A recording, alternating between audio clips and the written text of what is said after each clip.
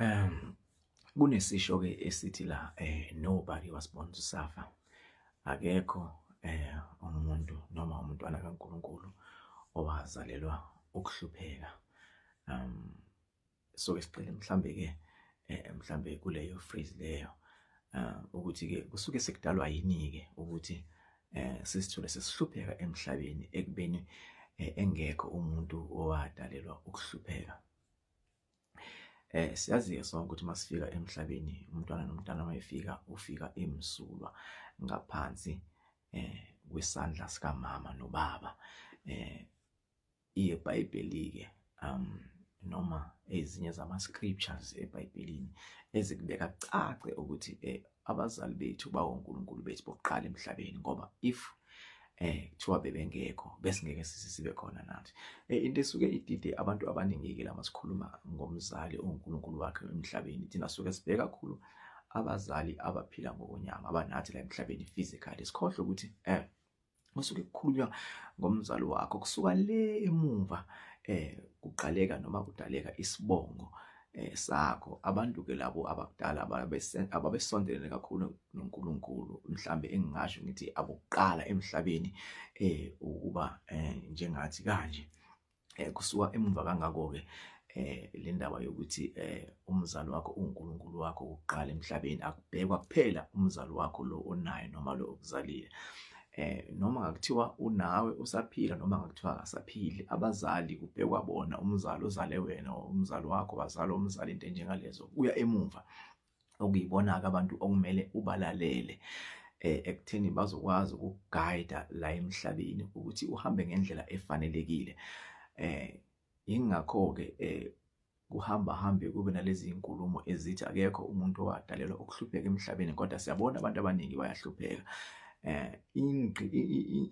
I-problem noma the cause eyenza ukuthi abantu bagcine sebehlupheka, the main cause nje, soqala nje main cause ungalaleli abazali okuyibona uNkulunkulu abaphe amandla, wabapha i-wisdom yokuthi bayedlulisele kithi basikhulise ukuze sizokwazi ukuthi sihambe ngendlela efanelekile, noma siduke endleleni bakwazi ukusibonisa indlela right noma indlela efanelekile okumele masambe ngayo. La emhlabeni ke njengoba sifika simsulwa nje, la emhlabeni umhlaba wona self awukho msulwa.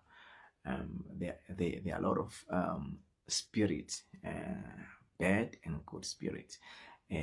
Lama good and bad spirit angena abantu abasuke bephila emhlabeni, amanye azimele, amanye asuke engena abantu. Inhloso yokuzimela kwalawa azimele ukuthi angene kubantu asebenzise abantu, ngoba asuke in spirit ukuze akwazi ukufunctiona kahle. Kumele angene kubantu ukuze asebenzise abantu ukuze bakwazi ukufezekisa lokho ngcola lokho suke kuhloswe ile mimoya lokuthi sidideke sigcine sihlupheka anti bekungamelanga ukuthi sihlupheke.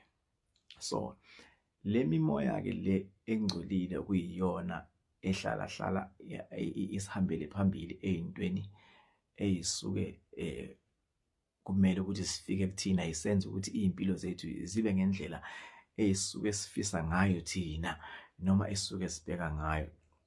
Le mimoya le ingena phakathi kwethu nabazali bethu, lokho okwenza ukuthi singabe sisabalalela abazali bethu. Ungamlaleli umzali wakho noma ungathandaza kanjani ebusuku mawulala, kodwa mawuhluleka ukulalela umzali wakho, ayikho into eyelunga phela impilo yakho. Wonke umuntu ufika la emhlabeni ufika well prepared, inazo zonke izinto ezingamenza ukuthi afezekise ipurpose ayizele la emhlabeni. Lama demonica noma lama bad spirit inhloso yawo ukuthi aphazamise lolo lwazi lolo okumele luze nabazali bethu ekutheni thina silithathe bese salisebenzisa. Angithi njengoba sizongalalela abazali bethu mabesitshela izinto, thina sithi isikhathi samanje, isikhathi sesimanje manje lesibona ngesikhathi abaphila ngaso izinto zazi different, ihlukile. Samanje isikhathi ilokho-ke okwenza ukuthi izinto igcine sezishayisana, okwenza ukuthi uthathe isikhathi ukuthi uphumelele noma ugcine ufa. Siyabona esikhathini samanje ukuthi abantu abasha bashona kanjani. asinawo amakhehla, asinawo abantu abadala, asinawo amakhehla, asinabo ogogo, kunabogogo abancane kunamakhehla amancane, noma kunabantu abakhula bagcine sebebizwa ngamakhehla bebancane, bengenalo ulwazi olufanelekile okumele ludluliselwe kulaba abasuke bekhula, oluyiqiniso, olu-legit, oluzosenza ukuthi sihambe ngendlela eqondile. Konke lokho ngithi kudalwa ukuthi sihluleka ukulalela abazali bethu. Ukuhluleka ukulalela umzali wakho kuzokwenza ukuthi amadimoni asondele kalula kuwe, noma lama-bad spirit asondele kalula kuwe, ngoba uwena ozohamba uwa-accumulate ngalezi zinto lezi abazali bakho abathi wena ungazenzi. Wena uqhubeke uzenze lezo zinto lezo ezokwenza ukuthi impilo yakho ihamba uhlangahlangane. Baningi abantu esibabonile abashonile emhlabeni. Singabala sithi abathakathi, singayibala izinto eziningi, kodwa the main cause eyenza ukuthi izinto zakhe zigcine zingahambi kahle imina nawe, ithina esiyimbangela ukuthi izinto zigcine zingahambi kahle. Omunye uzothi what if uzalwe ekhayeni elivele lihlupheka? Mawufika emhlabeni, uNkulunkulu, the creator of all, usukazi ukuthi lelo khaya akubeke, lelo khaya lelo azokubeka kulona lisuke lihlupheka, and usuke kuphathise zonke izikhali noma wonke ama-necessary tools yokuthi ungakwazi ukumanuva zonke iy'nkinga ezikulelo khaya, ugcine uphumelela empilweni. Kodwa ngoba uzobe ufika nawe lelo khaya linesisindo, kuvele kunemimoya evele ekhona edukisayo, wena usuke kumele lapho ukuthi ube strong, ulalele umoya. Mhlambe omunye uzothi what if umzali wami uyaphuza noma onezinto ezingabhadlile, lezi ezenza ukuthi vele ugcine ungcoliseka. Sibele back engiqeda ukisho manje nokuthi akusiyo umzali wakho kuphela lokuzalayo okumele umlalele, kunalabo abazali abaphila ngaphakathi kwana abangasekho emhlabeni, amamimoya. Sibabiza ngani? Sibabiza ngengilosi, asibabiza ngama-ancestors, okuyibona ekumele ubalalele. Ubalalela kanjani na? Ngokuthi ube straight, uhlanzeke. Bazofika kuwena bakubonisa indlela, uzoba nangemicabango, nangamaphupho, nangama-revelations, ibonakaliso ukuthi bathi hamba kanje, ngokuthi wena uzobe usubheke kakhulu izinto zomhlaba oyibona zizinhle phambi kwamehlo akho, zikujabulisa. Ilokho okuzokwenza ukuthi mhlambe ugcine nawe sewugacela wenza izinto ezokwenza ukuthi lezi ingelosi lezi noma lama-good spirit noma labantu bakini abahamba nawe noma le ngilosi uNkulunkulu ayi-asayina ukuthi ibe nawe, igcine ikhathala noma igcine ihlehla kuwe, nawe bese uyagacela. Kanti bewukade uzokwazi ukuthi umanuve until you get to the top in terms of ukufulfilla le purpose le osuke uyizele la emhlabeni. So akuna excuse ukuthi uthi hayi mina ngikhulele ekhaya nje ingakho ngihlupheka. Ake sibheke la, abantu abaningi noma imindeni eminingi ephilile emhlabeni, kunemindeni esikhule thina ikahle, iphila kahle, kube nayo yonke into, thina sihuzuka izinto zingahlangani kahle. Mawungayibhekisisa lowo mndeni manje uthi kuphi, especially abantwana bakuleyo family leyo, ukuthi izinto impilo yabo ihlangahlangana kanjani. Angithi ukuhlangahlanganiswa ukuthi ababalaleli besabalalela abazali babo abasuke bebanika iyalo zokuthi bakwazi ukuqhubeka la abazali babo abasuke sebefike khona. Izinto bayithathe light, bangene edakamizweni, benze zonke izinto egcina isondeza lama-bad spirit, bagcine behambe emhlabeni, abanye bahambe emhlabeni bashiya abazali besaphilile. Lokho kwenza ukuthi mase kuhamba abazali kusale kuvalwa emakhaya. Amakhaya amaningi alaba ababekade bephila kahle avaliwe, aphelile, finish. Apheliswa yikhona lokho ukuthi ukulalela abazali bethu okuyikhona oku-important kunayo yonke into. Thina sikubukela phansi, siyitshela ukuthi siyazi, instead silalele ugovernment, silalele bonke labantu abazosidukisa, okuyinhloso yabo velele ukuthi basiphambanisele izinto. Kanti our spirituality noma indlela yethu yokuphila yakudala yayithi lalela umzali wakho, ngoba uyena umzali wakho ongeke aze akudukise. Ufike ngaye la emhlabeni, uyigazi lakho, uyokuhamba nawe.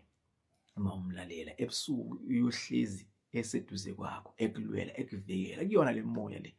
Aphinda kubonise nabangani okumele uphile nabo, nabangani okumele ungaphili nabo. So bengithi-ke angikucacise lokho kubantu ukuthi ungathi izinto zakho mayingahambi kahle ufuna ukuyoblema umzali wakho noma ufuna ukublema indlela owazaleka ngayo esibleme wena. Ukuhlupheka kwakho it's on you. Wena owenza ukuthi ugcine ungalendlela yenza ngayo. Angizi exclude nami lapho ngoba masikhule abazali besitshela izinto abasuke besitshela zona sesithatha ukuthi if I don't do this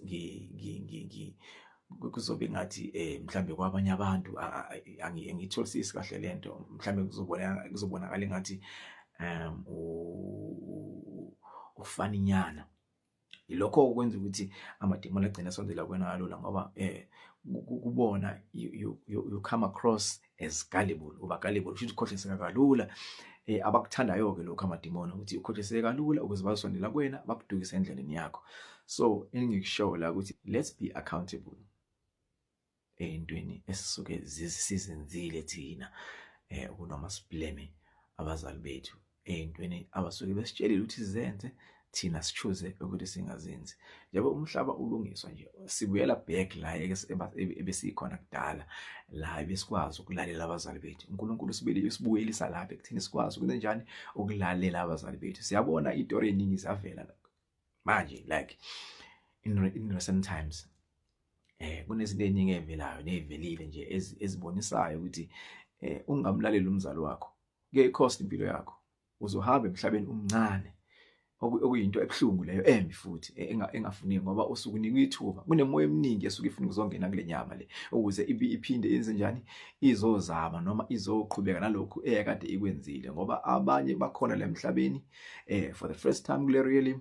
Abanye bayabuya ukuzolungisa izinto abangayimisanga kahle ngesikhathi bephila kulomhlaba. So imagine ke ukuthi wena unikwe ithuba lokuthi ubuye uzolungisa, still ufike uduke futhi uphinde wenza izinto ezigcina zikubuyisela emuva futhi okuwese ukuthi cabanga ukuthi uyabuya mhlambe uhambe emhlabeni mhlambe usulako 10. I'm just making an example ngama numbers u10. Mawufika la emhlabeni wenza izinto engabhadlile ezokubuyisela back ku5 uhambe emhlabeni. Angithi yabona ukuthi lokho back and forth, lokho back and forth uyaphambili uyemuva ngezinto zokuthi awufuni ukusabalala ngomqondo. Lokho okuzokwenza ukuthi move forward instead of going backwards. Bengithi ngicacisele lokho ke bantwana bakithi uNkulunkulu anibusise.